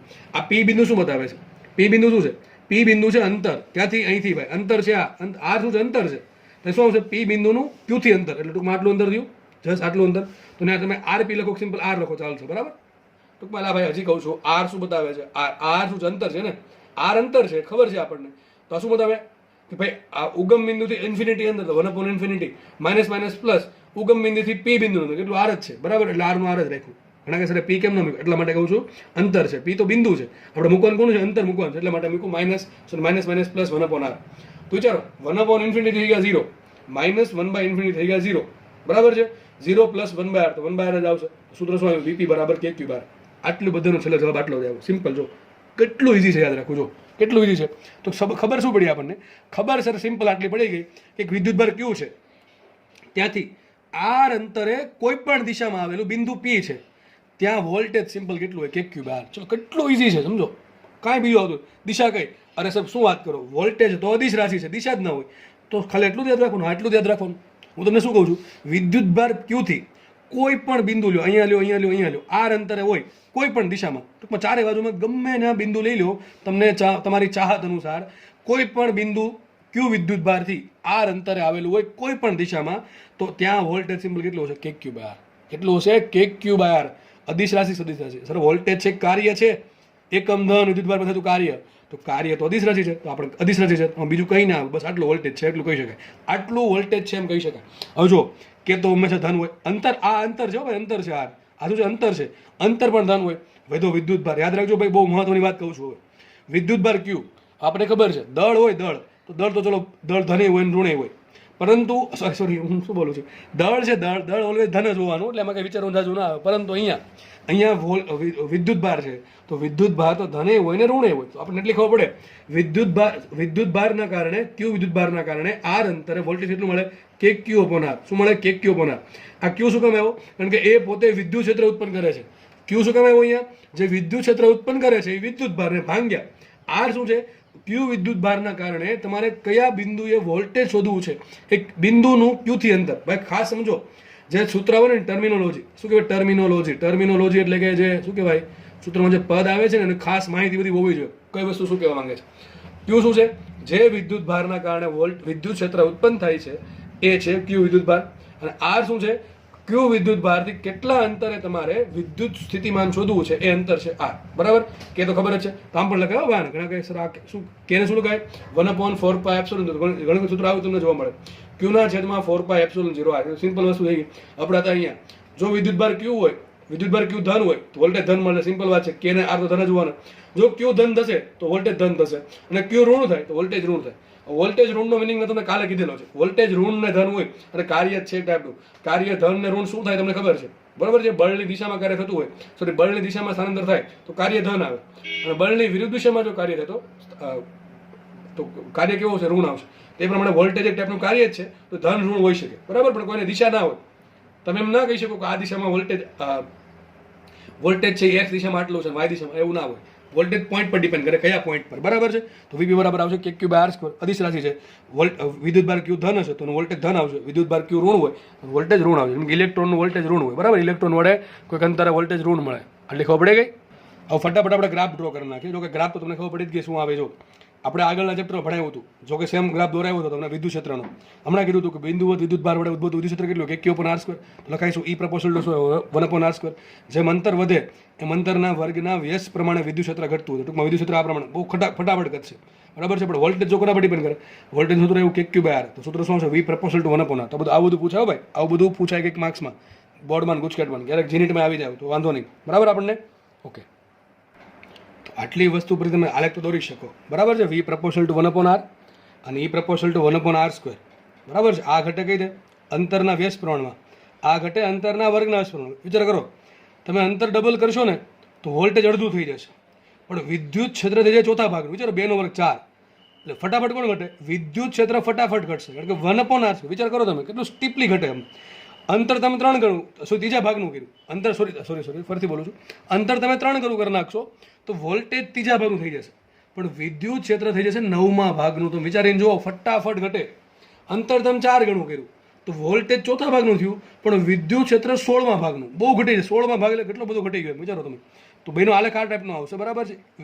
બેનો આલેખ આવો જ આવશે, ખબર છે આપણને, શેપ તો આવો જ આવશે. કારણ કે જ્યાં અંતર ઓછું હોય ને વોલ્ટેજ અને વિદ્યુત ક્ષેત્ર બે વધારે હોય. બરાબર છે? અને જ્યાં વોલ્ટેજ વધશે એમ ફરીથી બોલું, જ્યાં અંતર વધારે હશે તે વોલ્ટેજ અને વિદ્યુત ક્ષેત્ર બે ઓછું હશે. જ્યાં અંતર ઓછું હશે તે બંને કેવા વધારે હશે. પણ બેનો જે ચેન્જીસ છે, બેનો ચેન્જીસ અલગ અલગ છે. કારણ કે એક ડિપેન્ડ કરે 1/r પર અને એક ડિપેન્ડ કરે 1/r² પર. તો આપણને એ પણ ખબર છે કે વોલ્ટેજ કરતાં વિદ્યુત ક્ષેત્રમાં ફટાફટ ઘટાડો થશે. બરાબર. અંતર જેમ વધશે એમ વિદ્યુત ક્ષેત્ર ફટાફટ ઘટશે. ઓકે, તો આપણે આટલું વિચારી શકીએ કે જેમ જેમ જેમ જેમ જેમ અંતર વધતું જશે એમ વિદ્યુત વોલ્ટેજ છે ઘટતું. આ જે ડાર્ક લાઈન છે ને, આ dark line solid continuous line, એ છે વોલ્ટેજની. આ લાઈન વોલ્ટેજ માટે છે. અને આ ડોટેડ લાઈન છે ને, ડોટેડ લાઈન ફટાફટ ઘટે છે વોલ્ટેજ કરતાં વિદ્યુત ક્ષેત્ર. એ છે ડોટેડ લાઈન જે છે એ વિદ્યુત ક્ષેત્ર માટે છે. જો કે તમને લાસ્ટ લેક્ચરમાં દોરાવેલી જ છે, બરાબર. આવું દોરાવ્યું હતું, સેમ વસ્તુ દોરાવી હતી કે આ વિદ્યુત ક્ષેત્રનો આલેખ છે કોના વિરુદ્ધ, અંતર વિરુદ્ધ, બરાબર. સેમ વસ્તુ છે અહીંયા, પણ થોડુંક બેનું શું કહેવાય, બેને સરખાવવા માટે મેં બસ બંને દોરેલા છે. બાકી તો જેમ અંતર વધશે એમ બે ઘટવાના છે, પાક્કું છે. તો આઈ થિંક તમને આટલી વસ્તુ ખબર પડી ગઈ. સૂત્ર આગળ બહુ કામમાં આવશે, બહુ જ કામમાં આવે. સિમ્પલ સૂત્ર છે, બહુ કામમાં. તમને આવું કીધું, એક બોક્સ બનાવી દીધું. ચલો, આ વિદ્યુત પર મેં પ્લસ ક્યુ માઇનસ ક્યુ મૂકી દીધું. તમને કીધું આ બિંદુ પર વોલ્ટેજ શોધો. આપણે શું કરવાનું, જસ્ટ આટલું, કે ક્યુ બાર દાખલા કર્યું ત્યારે જોશું, બરાબર. આગળ વધીએ આપણે. જેમ આપણે હમણાં બિંદુવત વિદ્યુત ભાર માટે આપણે શોધ્યું વિદ્યુત ક્ષેત્ર, સેમ રીતે આપણે ડાયપોલ માટે મળે. ડાયપોલ જો મેં તમને કીધું હતું, આપણે ડાયપોલ ઘણી બધી જગ્યાએ આવશે. લાસ્ટ ચેપ્ટર યાદ કરો, પહેલાં ત્યાં શું ભણાવ્યું હતું? પહેલાં વિદ્યુત ક્ષેત્ર ભણાવ્યું હતું બેઝિક, એમાં વોલ્ટેજનું બેઝિક ભણાવ્યું. પછી તમને અલગ અલગ તંત્ર માટે વિદ્યુત ક્ષેત્રના સૂત્ર સાબિત કર્યા હતા, એમ આપણે અલગ અલગ તંત્ર માટે વિદ્યુત ક્ષેત્રના સૂત્ર સાબિત કરીશું. ને પહેલું કોનું ભણાવ્યું હતું? બિંદુવત વિદ્યુત ભારનું વિદ્યુત ક્ષેત્ર. અહીં શું ભણાવ્યું? પહેલું બિંદુવત વિદ્યુત ભારનું વોલ્ટેજ. બે તમે છે ને ચોપડો બનાવો ને, તો આ પ્રમાણે લખતું જવાનું કે ભાઈ બિંદુવત વિદ્યુત ભાર વડે વોલ્ટેજ કેટલું આટલું આવે, વિદ્યુત ક્ષેત્ર કેટલું આટલું આવે. ડાયપોલ, તો ડાયપોલ વડે વિદ્યુત ક્ષેત્ર સૂત્ર શું આવે? એમાં ઘણું બધું આવશે. ડાયપોલની અક્ષ પર વિદ્યુત ક્ષેત્ર કેટલું, ડાયપોલની વિષુવરેખા પર વિદ્યુત ક્ષેત્ર કેટલું, અને સૂત્ર ખબર? સૂત્ર 4 સૂત્ર આવશે. ઓછા અંતર માટે, દૂરના અંતર માટે, બરાબર છે. એ બધું જોશો એટલે ખબર પડી જશે. પછી એક તમને જનરલ સૂત્ર આપ્યું હતું કે ડાયપોલથી કોઈ પણ થીટા જેટલા ખૂણે અને આર અંતરે રહેલા પી બિંદુ પર વિદ્યુત ક્ષેત્રનું સૂત્ર સાબિત કર્યું હતું. બરાબર, બહુ ખતરનાક સાબિતી તમને આપી હતી કે કેપી અપોન આર ક્યુબ ને √1 + 3 cos સ્ક્વેર થીટા. તમને સૂત્ર ખબર હશે, બરાબર. તો આ સૂત્ર હતું. તો સેમ રીતે આજે આપણે છે ને ડાયપોલ માટે વોલ્ટેજ શોધવાનું છે. આમાં વધારે કંઈ નહીં આવે, કે વોલ્ટેજ કેવી રાશિ છે? વોલ્ટેજ બોલો એટલે તમારે વિદ્યુત સ્થિતિમાં સમજવાનું, બરાબર. વોલ્ટેજ કેવી રાશિ? અદિશ રાશિ છે. અદિશ રાશિમાં બીજું કંઈ આવે નહીં, ખાલી સૂત્ર જ આવશે, બરાબર. સિમ્પલ. દિશા બીજા આવું કંઈ આવશે નહીં. ઓકે, ચલો. તો પેલા ડાયપોલ બધાને ખબર કઈ રીતે બને? એક વિદ્યુતભાર માઇનસ ક્યુ છે, બરાબર છે. એક વિદ્યુતભાર પ્લસ ક્યુ છે. બંને વચ્ચે અંતર 2a છે. બંને વચ્ચે અંતર 2a છે. તો આ થઈ ગયું સેન્ટર. તો સેન્ટરથી માઇનસ ક્યુનું અંતર આવશે a, અને સેન્ટરથી પ્લસ ક્યુનું અંતર આવશે a. ધારો કે કોઈ પણ અવકાશમાં, ડાયપોલની આજુબાજુના અવકાશમાં, ટૂંકમાં આજુબાજુમાં કોઈ પણ એક બિંદુ p છે. આ p બિંદુ પાસે મારે વોલ્ટેજ શોધવું છે, બરાબર. p બિંદુ પાસે મારે વોલ્ટેજ શોધવું છે. માની લો કે ડાયપોલનું જે સેન્ટર છે o, ડાયપોલના સેન્ટરથી p નું અંતર r છે. કેટલું છે અંતર? r છે. એટલે ખબર પડી કે અંતર r છે. હવે સર વિદ્યુત ક્ષેત્ર મળે, સોરી વોલ્ટેજ મળે કઈ રીતે? ડાયપોલમાં વિદ્યુતભાર ક્યાં હોય? બંને છેડા પર જ હોય કે વચ્ચે હોય? વચ્ચે તો સર કાંઈ ના હોય, ખાલી છેડા પર જ હોય. તો બે વિદ્યુતભાર છે ડાયપોલને, ધ્યાનથી સમજો, આનંદ થિયરી હવે થઈ જશે. ડાયપોલ પાસે વિદ્યુતભાર ક્યાં હોય? ખાલી છેડા પર જ હોય. એક સાઈડ પ્લસ અને એક સાઈડ માઇનસ ક્યુ. તો બે જ વિદ્યુતભાર છે. હમણાં આપણે એવું ભણ્યા કે વિદ્યુતભાર ક્યુ હોય તો એનાથી આર અંતરે વોલ્ટેજ મળે. કેટલું? k q/r. કેટલું મળે? k q/r. તો સિમ્પલ વસ્તુ છે. માનો કે પ્લસ ક્યુથી આપણને પીનું અંતર મળી જાય અને માઇનસ ક્યુથી આપણને પીનું અંતર મળી જાય, તો મને આના કારણે વોલ્ટેજ મળી જશે, આના કારણે વોલ્ટેજ મળી જશે. જે વોલ્ટેજ મળે શું કરવું છે? તો સરવાળો. કેમ છે સરવાળો? અરે અદિશ રાશિ છે, આનું કંઈક મૂલ્ય મળે, આનું કંઈક મૂલ્ય મળે. ધારો કે આનું મૂલ્ય પ્લસ મળ્યું, આનું મૂલ્ય માઇનસ મળ્યું, તો શું કરવાનું? જો સરવાળો જ કરવાનો છે. સરવાળો જ કરવાનો છે. દિશા આવશે નહીં ભાઈ. પહેલાં શું થાય ખબર છે? આપણે વિદ્યુત ક્ષેત્રને શું +1 મૂકવાનું. તો આ માઇનસ એને આમ ખેંચશે, આ પ્લસ છે એને આમ ધક્કો મારશે, દિશા આવી, પછી બેનો સદિશ સરળો કરવો પડે. એ પ્રમાણે આપણે તમને યાદ સાબિત કર્યું હતું. પણ અહીંયા દિશા ના આવે, જસ્ટ ખાલી શું આવે? સરવાળો જ આવે. તો વિચારો, માની લો, ધારો કે પ્લસ ક્યુ વિદ્યુત ભારથી પી બિંદુનું અંતર r પ્લસ છે. હવે r આમ લખેલ છે, r પ્લસ. તમને એવું સમજ ના પડે તો r1 r2 લખી દેવાનું. r1 ને r2 એટલે વાત થાય પૂરી. આ જસ્ટ તમને ચોપડીમાં આપ્યું એટલે આ પ્રમાણે કરાવું કે ભાઈ તમે છે ને અહીંયા થિયરી ભણો અને બોર્ડમાં ભણો એટલે બેન ભેગી કરી શકો, બરાબર. તમે યાદ રાખી શકો, એટલા માટે હું ચોપડી પ્રમાણે જાઉં છું. બાકી તમે ગમે નામ આપો, r1 r2 r3 r4, કંઈ ફરક જ નથી પડતો. શું લેવા દેવાય ને યાર? r પ્લસ લખો કે r1 લખો, બરાબર છે. ઓકે. અને માનો કે માઇનસ ક્યુનું p થી અંતર r માઇનસ છે. આ માઇનસ r નહીં, r માઇનસ, અને જસ્ટ ખાલી માઇનસ લખ્યું છે. r પ્લસ એટલે p બિંદુનું પ્લસ ક્યુથી અંતર, અને r માઇનસ એટલે પી બિંદુનું માઇનસ ક્યુથી અંતર. બેને અંતર મળી ગયા. ચલો, તો કુલ વોલ્ટેજ કેટલો આવશે? વીપી બરાબર કુલ વોલ્ટેજ કેટલો આવશે? ચલો, આ પ્લસ હમણાં ભણાવ્યું કે ક્યુ વિદ્યુત ભારના કારણે આર અંતર વોલ્ટેજ કેટલું? સિમ્પલ કે ક્યુ બારમાં બીજું કંઈ આવે નહીં, સિમ્પલ તાજ. તો પ્લસ ક્યુના કારણે પી બિંદુ પર વોલ્ટેજ કેટલું? કે ક્યુ અપોન આર. ચલો, કે ઇન્ટુ ક્યુ પ્લસ ક્યુ છેદમાં આર. અંતર કેટલું? આર પ્લસ, તો આર પ્લસ લખ્યું. હજી આના કારણે એવું વચ્ચે કઈ વિદ્યુત ભાર છે? વચ્ચે કોઈ વિદ્યુત ભાર છે નહીં. બીજું કોણ આવશે? માઇનસ ક્યુ. માઇનસ ક્યુના કારણે પી બિંદુ પાસે વોલ્ટેજ કેટલું? તો સિમ્પલ એ જ વસ્તુ, કે ક્યુ/r. તો કે એમને રાખવાનું. જો ક્યુ છે, ક્યુ એનો તમે દિશા શોધવામાં ઉપયોગ કર્યો? ના, સોરી, જે માઇનસ ક્યુ છે એ માઇનસનો ઉપયોગ તમે દિશા શોધવામાં કર્યો? અરે સર, વોલ્ટેજમાં દિશા જ ના આવે. યાદ કરો તમે મેં એવું શીખવાડ્યું હતું વિદ્યુત ક્ષેત્રમાં કે માઇનસનો ઉપયોગ તમે દિશા શોધવામાં કરી નાખો, પછી તમે જ્યારે સૂત્રમાં કિંમત મૂકો ત્યારે માઇનસ ક્યુ નહીં, ખાલી ક્યુ મૂકવાનું. પણ એમાં આપણે માઇનસનો ઉપયોગ દિશા શોધવા માટે કરતા હતા. અહીંયા તો દિશા આવતી જ નથી, તો માઇનસનો ઉપયોગ ક્યાંય થયો જ નથી. માઇનસ ક્યુમાં જે માઇનસ છે એનો ઉપયોગ ક્યાંય થયો જ નથી. તો આપણે સૂત્રમાં ક્યુ મૂકવું પડે કે માઇનસ ક્યુ મૂકવું પડે? માઇનસ ક્યુ મૂકવું પડે. પણ આ વસ્તુ લોજિકલી સમજેલી હોય તો જ ખબર પડે, બાકી ઉપરથી જાય. બરાબર છે. ઘણા શું કરે, વિદ્યુત ક્ષેત્ર શોધો ને તો માઇનસનો અહીં દિશા શોધવામાં ઉપયોગ કરે ને પછી માઇનસ મૂકે તો માઇનસ માઇનસ પ્લસ થઈ ગયું, તો દાખલો ખોટો પડે. પણ અહીંયા એવું થશે નહીં, કારણ આપણે માઇનસનો ઉપયોગ કર્યો જ નથી, એટલા માટે શું મૂકવું પડે? માઇનસ ક્યુ મૂકવું પડે. શું આવશે? કે ઇન્ટુ શું મૂકવું પડે? માઇનસ ક્યુ છેદમાં અંતર. કેટલું અંતર? R minus. ઘણા માઇનસ માઇનસ ઉડાડે, અરે ભાઈ માઇનસ નથી, આ માઇનસ નથી, આ જસ્ટ ખાલી નામ છે, આવું નામ આપ્યું, આર માઇનસ નામ છે આવું.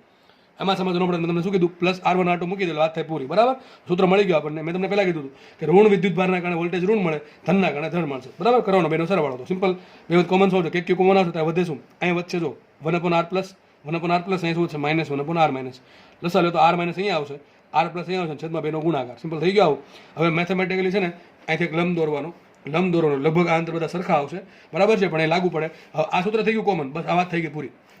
ડાયપોલ છે ને એના કારણે આટલું વોલ્ટેજ મળે, ડાયપોલના કારણે વોલ્ટેજ આટલું મળે. ચોખ્ખું જોતું હોય ને તો, સાચું જોતું હોય ને તો, એક્ઝેક્ટ જોતું હોય ને તો. હવે આપણે કન્ડિશન લઈ લે.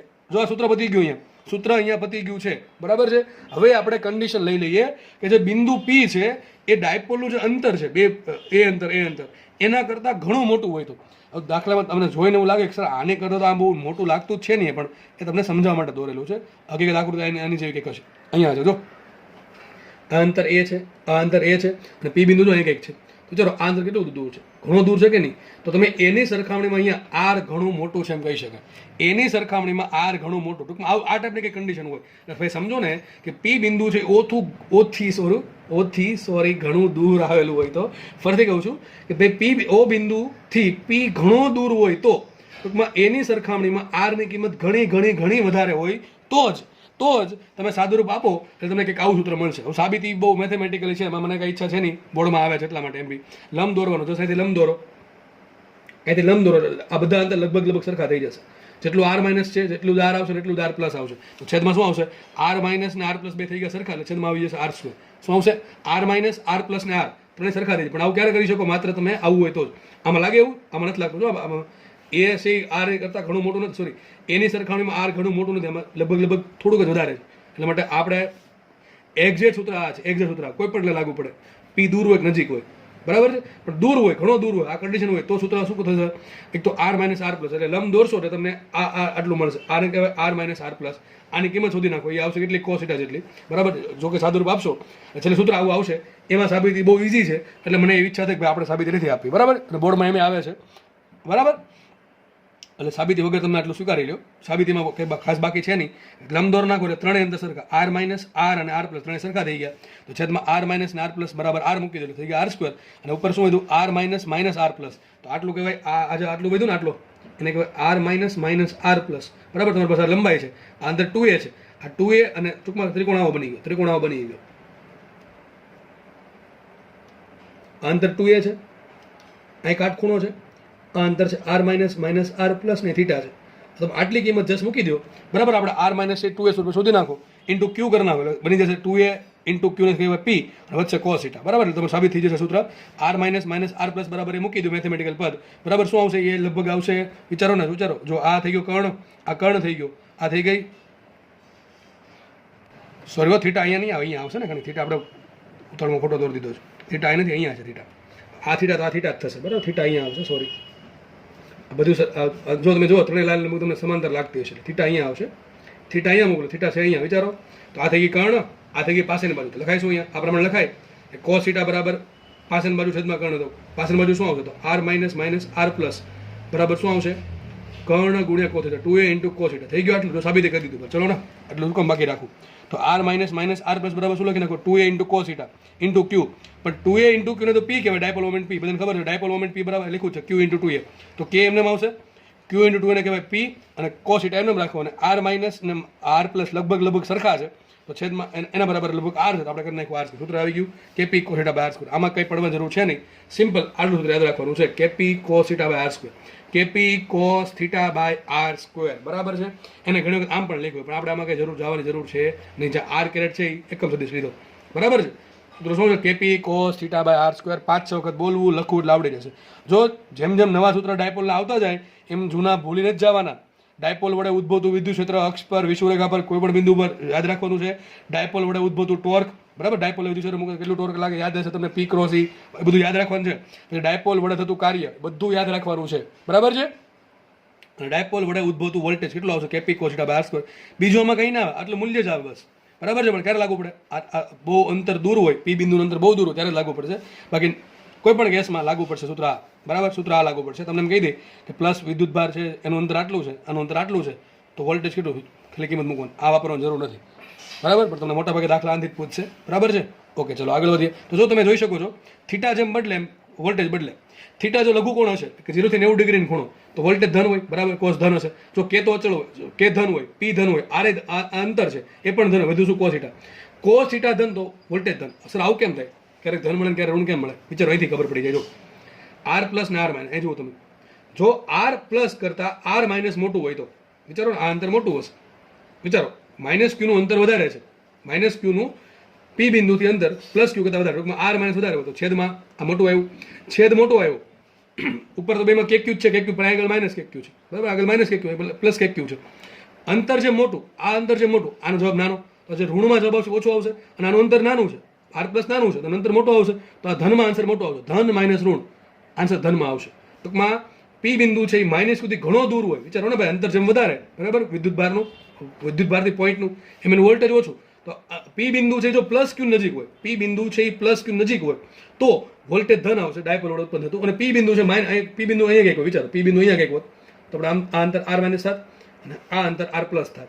તો આર માઇનસ નાનું છે, આર પ્લસ મોટું છે. આર માઇનસ નાનું તો જે આન્સર આવશે એ ઋણમાં મોટો આવશે, આર પ્લસ મોટું તો આન્સર ધનમાં નાનું આવશે. ઋણમાંથી ધન બાદ કરવું પડે તો આન્સર માઇનસમાં આવશે. 100 વાતની એક વાત કે પી બિંદુ છે એ જો આરની માઇનસ ક્યુ નજીક હોય તો વોલ્ટેજ ઋણ આવશે, અને જો પી બિંદુ છે એ ધન વિદ્યુત ભાર નજીક હોય તો વોલ્ટેજ ધન આવશે, કારણ કે અંતર પર ડિપેન્ડ કરે, જેમ અંતર દૂર એમ વોલ્ટેજ નાનું, બરાબર. તો તમે કોસ થીટા પરથી પણ સમજી શકો છો. મને એમ કહો કે ડાયપોલની વિષુવરેખા પર વોલ્ટેજ કેટલું હોય, ડાયપોલ વિષુવરેખા પર, વિચારો, સિમ્પલ વિચારો, આવું ડાયપોલ વિષુવરેખાને કહેવાય ને, બરાબર. મને અહીંયા પી બિંદુ અહીંયા છે, કેટલું વોલ્ટેજ હોય વિચારો ને, વિચારો, આ માઇનસ વિદ્યુત ભાર છે, આ પ્લસ વિદ્યુત ભાર છે, જેટલું અંતર આ છે એટલું અંતર તો આ છે, વિચારો ગમે તમે મૂકો માઇનસ કે ક્યુ બાય આર પ્લસ કે ક્યુ બાય આર, શું આન્સર આવે, 0 આવે. અરે એમ ખબર ન પડે તો થીટા બરાબર કેટલા આવશે, થીટા ક્યાંથી માપવાનો, થીટા માપવાનો પી બિંદુને ઓ સાથે જોડતી રેખાનો ખૂણો, ટૂંકમાં આટલો, આ થીટા થયો, બરાબર છે. કે કોની સાથે, ડાયપોલ મોમેન્ટ સાથે. ડાયપોલ મોમેન્ટે બનાવેલો ખૂણો કોની સાથે, સોરી, ડાયપોલ મોમેન્ટની દિશા અને પી બિંદુને ઓ સાથે જોડતી રેખા, જે દિશા બે જે રેખા મળી ગઈ, એક તો આ રેખા અને એક ડાયપોલ મોમેન્ટ, એની વચ્ચેનો ખૂણો છે થીટા, બરાબર. આકૃતિ થોડીક કોમ્પ્લિકેટેડ થઈ ગઈ છે, પણ આઈ થિંક ખબર પડતી હશે. મને એમ કે આ ખૂણો કેટલો છે, થીટા 90 થાય, થીટા બરાબર ને મૂકો, કોસ 90 0, એમ ખબર પડી જાય કે ભાઈ ડાયપોલની વિષુવરેખા પર વોલ્ટેજ કેટલું, યાદ રાખો 0. આ પ્રશ્ન ઘણી વખત પૂછાઈ ગયો કે ડાયપોલની વિષુવરેખા પર વોલ્ટેજ કેટલું હોય, 0 હોય, કેટલું હોય, 0 હોય.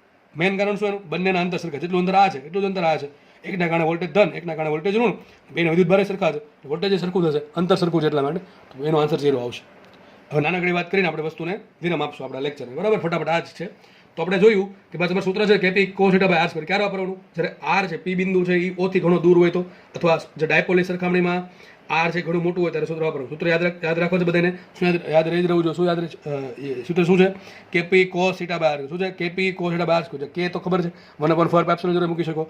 પી શું છે, ડાયપોલ મોમેન્ટ. થીટા શું છે, થીટા છે આ ભાઈ ડાયપોલ મોમેન્ટ દિશા આ હોય, આ પી કિરણ દિશા છે, પી બિંદુ અહીંયા તો થીટા થઈ ગયો, આ પી બિંદુ અહીંયા હોય તો થીટા થઈ જશે આટલો, બરાબર કે નહીં. તો થીટા બદલશે એમ કોસ થીટા બદલે, એ પ્રમાણે પ્લસ માઇનસમાં તમારો વોલ્ટેજનો આન્સર આવશે. આર શું છે, અંતર, ઉગમ બિંદુથી, સોરી, એના સેન્ટરથી પી બિંદુનું અંતર.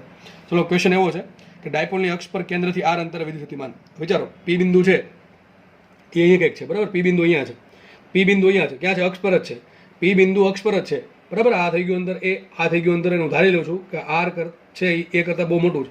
ટૂંકમાં પી બિંદુ અક્ષ પર વોલ્ટેજ કેટલો આવે, તો બે વસ્તુ હોઈ શકે. જો આમ હોઈ શકે, આ ડાયપોલ બનાવી દીધી આપણે, માઇનસ ક્યુ એ પ્લસ ક્યુ, આ થઈ ગઈ ડાયપોલની દિશા અક્ષ, બરાબર. પી બિંદુ અહીંયા હોય તો પ્લસ ક્યુ નજીક છે, માઇનસ ક્યુ નજીક છે, પ્લસ ક્યુ નજીક છે, પ્લસ ક્યુ નજીક હોય તો વોલ્ટેજ ધન આવશે, કારણ કે ખૂણો કેટલો બન્યો, 0 બન્યો.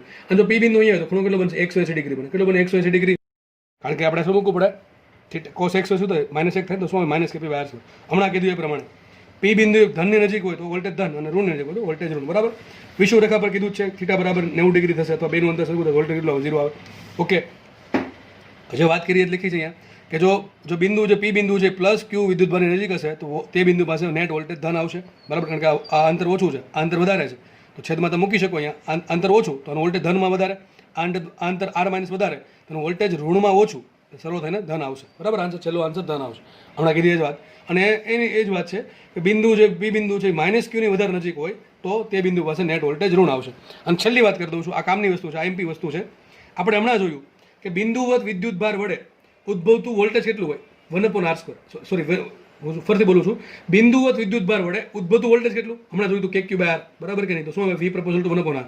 પરંતુ અહીંયા જુઓ, બિંદુવત વિદ્યુત ભાર એટલે ડાયપોલ વડે ઉદ્ભવતું વોલ્ટેજ કેટલું? KP cos θ/r હતો, એટલું લગાવે 1/r². આવું જ થયું હતું, યાદ કરો. આવું જ વિદ્યુત ક્ષેત્રમાં થયું હતું. મેં તમને એમ કીધું હતું વોલ્ટેજમાં સાબિત કરી, એ દિવસ આજે આવી ગયો છે. ફરીથી કહું છું, બિંદુવત વિદ્યુત ભાર વડે ઉદ્ભવતું વોલ્ટેજ કેટલું? 1/r હોય.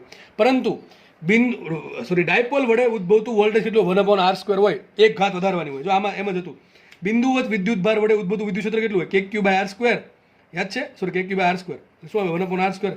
અને ડાયપોલ વડે ઉદ્ભવતું વોલ્ટેજ કેટલું હોય? તમે યાદ કરજો, 2KP cos θ/r, KP cos θ/r3 યાદ કરો, એવું હતું, બરાબર છે. અક્ષ પર ને વિષુવરેખા પર જોઈ લેજો સૂત્ર, 2KP/r3 ને KP/r3 મોટા અંતર માટે. તો ત્યાં શું હતું? વિદ્યુત ક્ષેત્ર હતું 1/r3. આ વસ્તુ તમને કીધેલી છે ને, એમ કીધું તો પૂછાય છે, બરાબર છે. યાદ રાખજો. ફરીથી કહું છું, બિંદુવત વિદ્યુત ભાર વડે વિદ્યુત ક્ષેત્ર આવે E પ્રપોઝલ ટુ 1/r². જ્યારે ડાયપોલ વડે વિદ્યુત ક્ષેત્ર આવે E પ્રપોઝલ ટુ 1/r3. બિંદુવત વિદ્યુત ભાર વડે વોલ્ટેજનું સૂત્ર શું આવશે? KQ/R, તો V પ્રપોઝલ ટુ 1/r આવશે. જ્યારે ડાયપોલ વડે વોલ્ટેજ સૂત્ર શું આવશે? KP cos θ/r², તો વોલ્ટેજ આવશે 1/r². આ વસ્તુ પૂછાય છે, બરાબર છે. ખાસ યાદ રાખવી, ભાઈ 4માંથી કદાચ પ્રશ્ન બની શકે. આ 4માંથી એકાદો પ્રશ્ન તમારા ભાગમાં હોઈ શકે, નસીબ સારા હશે તો, બરાબર. ઓકે, ચલો તો આપણે લેક્ચર અહીંયા રાખીએ. નવા લેક્ચરમાં નવા ટોપિક સાથે મુલાકાત કરીશું. ધન્યવાદ. જય હિન્દ.